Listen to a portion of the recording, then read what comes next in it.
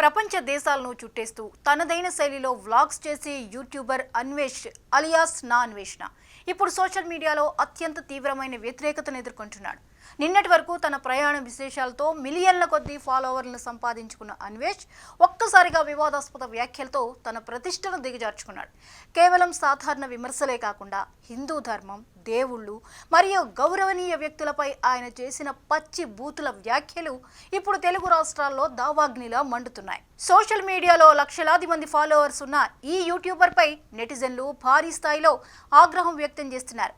ఇటీవల cine hero Shivaji హీరోయిన్ల వస్త్రధారణపై చేసిన కామెంట్స్ పెను దుమారం రేపాయి. ఆ వ్యాఖ్యలపై సినీ ఇండస్ట్రీ నుంచి తీవ్ర వ్యతిరేకత వ్యక్తమవుతుండగా సోషల్ మీడియాలో మాత్రం చాలా మంది శివాజీకి సపోర్ట్గా నిలిచారు. ఆయన మహిళా కమిషన్ ముందు హాజరు కావడం, సారీ చెప్పడం జరిగిపోయినా విమర్శలు మాత్రం ఆగడం లేదు. అయితే ఇదే అంశంపై స్పందించిన అన్వేష్ శివాజీని విమర్శించే క్రమంలో హద్దులు దాటాడు. శివాజీనే కాదు, ఆధ్యాత్మిక ప్రవచనకర్త గరికపాటి నరసింహారావును టార్గెట్ చేస్తూ పరుష పదజాలంతో రెచ్చిపోవడంతో వివాదం మరింత ముదిరింది. అన్వేష్ విమర్శలు కేవలం వ్యక్తులతోనే ఆగలేదు. తన వీడియోల్లో సీతాదేవి, ద్రౌపది వంటి పురాణ పాత్రలను, హిందూ దేవుళ్లను కించపరిచేలా మాట్లాడడం నెటిజన్లకు ఆగ్రహం తెప్పించింది. ప్రాచీన ధర్మాన్ని, సంప్రదాయాలను తక్కువ చేసి చూపుతూ అసభ్య పదజాలంతో వీడియోలు చేయడంపై విశ్వ హిందూ పరిషత్ వంటి సంస్థలు తీవ్రంగా స్పందించాయి.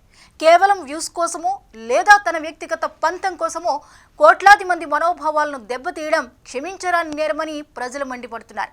దీంతో సోషల్ మీడియాలో అతనిపై వ్యతిరేకత ఒక్కసారిగా పెరిగిపోయింది. అన్వేష్ చేసిన వీడియోలపై నిరసనగా లక్షలాది మంది ఆయన్ను ఇన్స్టాగ్రామ్, యూట్యూబ్లో అన్ఫాలో చేస్తున్నారు. ఒకే ఒక్క రోజులో ఆయన ఇన్స్టా ఫాలోవర్స్ 1.8 మిలియన్ల నుండి 1.6 మిలియన్లకు పడిపోయారు. ఫాలోవర్లు తగ్గడమే కాదు, ఆయన అకౌంట్పై పెద్ద ఎత్తున రిపోర్ట్లు కొడుతున్నారు. పరిస్థితి విషమించడంతో అన్వేష్ సారీ చెబుతూ మరో వీడియో పోస్ట్ చేసినప్పటికీ నెటిజన్లు మాత్రం శాంతించడం లేదు. అనాల్సినవన్నీ అనేసి ఇప్పుడు సారీ చెబితే సరిపోతుందా అంటూ నిలదీస్తున్నారు. సోషల్ మీడియా వేదికగా సాగుతున్న ఈ వ్యతిరేకత అన్వేష్ను ఇబ్బందికర పరిస్థితుల్లోకి నెట్టింది. ప్రస్తుతం అన్వేష్ విదేశాల్లో ఉన్నాడు. విదేశాల్లో ఉండి ఏమైనా మాట్లాడొచ్చు అనే ధీమాతోనే ఆయన ఇలాంటి వ్యాఖ్యలు చేస్తున్నాడని నెటిజన్లు భావిస్తున్నారు. అందుకే తక్షణమే ప్రభుత్వం జోక్యం చేసుకుని ఆయన పాస్పోర్ట్ సీజ్ చేయాలని, ఇంటర్పోల్ సహాయంతోనైనా భారత్కు రప్పించి అరెస్ట్ చేయాలని డిమాండ్ చేస్తున్నారు. ఇప్పటికే విశాఖపట్నంలోని గోపాలపట్నం పోలీస్ స్టేషన్లో ఆయనపై ఫిర్యాదులు నమోదయ్యాయి. ఒకవైపు మహిళా కమిషన్ శివాజీని ప్రశ్నించినప్పుడు అంతకంటే దారుణంగా మాట్లాడిన అన్వేష్పై సుమోటోగా కేసులు ఎందుకు నమోదు చేయరని బాధితులు ప్రశ్నిస్తున్నారు. విశ్వ హిందూ పరిషత్ సంస్థ అన్వేష్ వీడియోలపై స్పందించి అతనిపై వెంటనే చర్యలు తీసుకోవాలని గోపాలపట్నం పోలీస్ స్టేషన్లో ఫిర్యాదు చేశారు.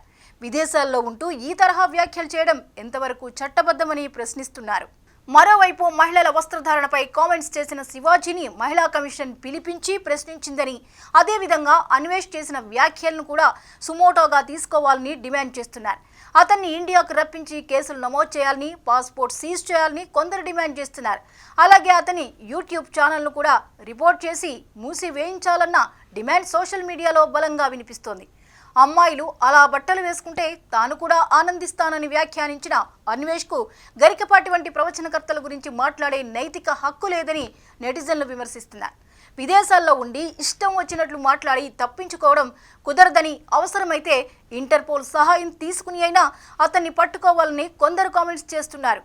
మొత్తంగా చూస్తే ఈ వివాదం సోషల్ మీడియా ప్రభావం, బాధ్యతాయుతంగా మాట్లాడాల్సిన అవసరం, అభిప్రాయ స్వేచ్ఛకు ఉన్న హద్దులు వంటి అంశాలపై మరోసారి చర్చకు తెరలేపింది. లక్షలాది మంది ఫాలోవర్స్ ఉన్న వ్యక్తులు మాటల విషయంలో మరింత జాగ్రత్తగా ఉండాలన్న అభిప్రాయం బలంగా వినిపిస్తోంది. తెలుగు రాష్ట్రాల ప్రభుత్వాలు ఈ వ్యవహారాన్ని సీరియస్గా తీసుకుని అన్వేష్పై చట్టపరమైన చర్యలు తీసుకోవాలని నెటిజన్లు కోరుతున్నారు. ఈ వివాదం ఏటు దారితీస్తుందో, నిజంగా చట్టపరమైన చర్యలు ఉంటాయా లేదా అన్నది రాబోయే రోజుల్లో తేలనుంది. ప్రస్తుతం సోషల్ మీడియాలో సారీ చెప్తే సరిపోతుందా అనే ప్రశ్న గట్టిగా వినిపిస్తోంది. ఇది కేవలం ఒక యూట్యూబర్ వివాదం మాత్రమే కాదు, సోషల్ మీడియా బాధ్యత, మాటల ప్రభావం, సమాజంపై వాటి ప్రభావం గురించి సాగుతున్న పెద్ద చర్చగా ఈ అంశం మారింది. భావ ప్రకటన స్వేచ్ఛ పేరుతో ఇతరుల మనోభావాలను, విశ్వాసాలను అవమానించే హక్కు ఎవరికీ లేదు. అన్వేష్ వ్యవహారం ఇప్పుడు సోషల్ మీడియా ఇన్ఫ్లుయెన్సర్లకు ఒక హెచ్చరికలా మారింది. వ్యూస్ కోసం సంస్కారహీనంగా మాట్లాడితే అదే ప్రజలు ఏ స్థాయిలో తిరస్కరిస్తారో ఈ సంఘటన నిరూపించింది. ప్రభుత్వం, పోలీసులు ఈ విషయంలో ఎలాంటి చర్యలు తీసుకుంటారో వేచి చూడాలి.